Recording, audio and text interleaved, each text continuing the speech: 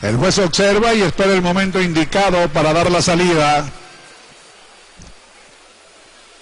Partida en el clásico Federico Carmona Pereira 2016. Alfa frena afuera, va a buscar rápidamente la punta. Está atacando Príncipe Miguel entre los dos del caballo Blue Monkey.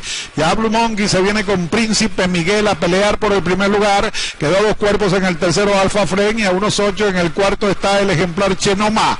Van a cubrir los primeros 400 metros y Príncipe Miguel está dominando la carrera con Blue Monkey corriendo en el segundo lugar.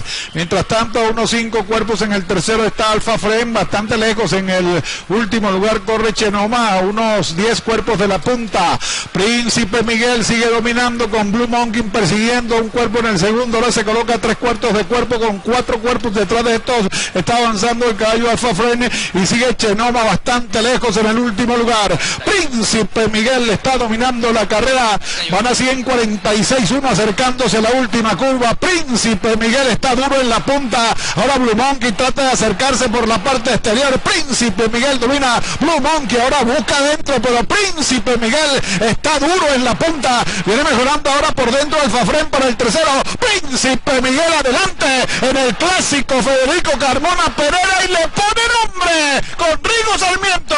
Les gana el 1 Príncipe Miguel. Ganó Príncipe Miguel número 1.